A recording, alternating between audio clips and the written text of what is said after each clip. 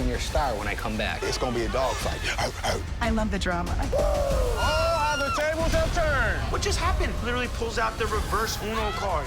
I'm not trying to be a bad person. Laurel, you're gonna look back on this and regret the way Nicole's playing you for a fool. You don't know me! Shut up! Who will be crowned the next Challenge All-Star champion? What we're gonna do is we're gonna give you guys a show. What is that? Best challenge ever! The Challenge All-Stars. New season streaming April 10th, exclusively on Paramount Plus. Hey, Vegas Jeff. What's going on, Cam? Hi, Ace. Good morning. Hey, Jeff, good morning to you. Good morning. Vegas Jeff. I like that. I think it's my new nickname. You look like a Vegas Jeff. I love it. Well, thank you. Well, thank you for joining me to talk about the Challenge All-Stars and the all-new season streaming on Paramount Plus. Cam, competing for $300,000, what can fans expect this season? The fans can definitely expect lots of fun, lots of drama, and just a really epic season overall. Like it's going to be amazing. We just like with this entire cast lineup, we are seeing OGs like Ace or Keefla, who was on the very first one. He's on the very first challenge, all the way down to me, who's the youngest person within this game. So we are just seeing every generation of Challenge All-Stars right now. So it is really cool. They can expect the epic season. And Ace, tell us about the incredible backdrop and the location for this season. Oh, we got South Africa. This is my second time being in South Africa, and it's absolutely just it's one of the most beautiful places I've ever been in my entire life. So I'm glad I got to go there twice. So loved it. And it's behind you right now. I see Cape Town behind you. This is Cape Town. This is right from the trailer. I grabbed it. It looks y'all together. Y'all look like a vacation. I love it. So wearing my tiki and everything today. So yeah. And Cam, what challenge gave you the most concern or the most challenging? I know there was a lot of them, but could you pick one that stood out from the rest? I absolutely can. So there were so many amazing challenges, ones that were super fun, and then other ones that really put specifically me in a lot of fear.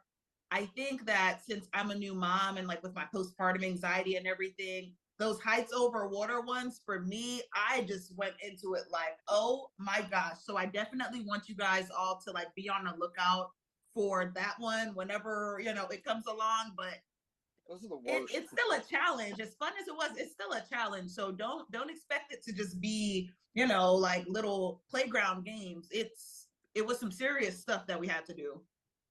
Yeah, that heights over water stuff is horrible. It's horrifying. I absolutely, and it doesn't seem like you watch it on TV. It's like, oh, it doesn't seem that bad. But when you're up there, oh my gosh, it's horrible. I hate it so much. So. I regret picking up that phone call to do this show when I'm looking down at all that water. That's what Leroy said to me one day. We were pulling up. He saw the crane. He's like, man, I hate this more than anything in the world. Every time I see a crane, I just hate it. I just can't believe I'm even doing this in my life.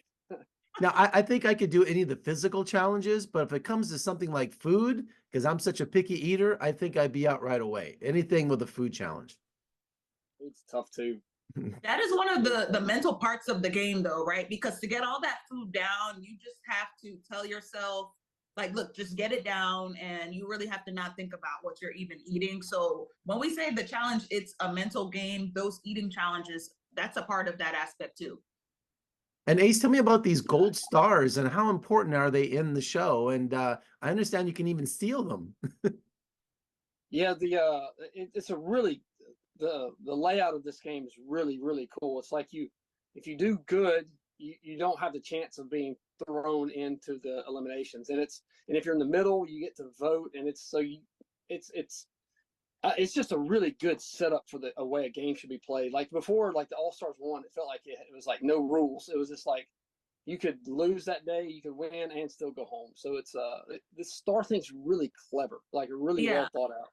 It's a lot of strategy, because you can either be like on the offense or the defense, or where my mind goes, it's like just throw the people in that have the stars every time. So so my star can be protected, and just so like one has to be given away. Like it's a lot of strategies that go behind the stars if you're a strategic player.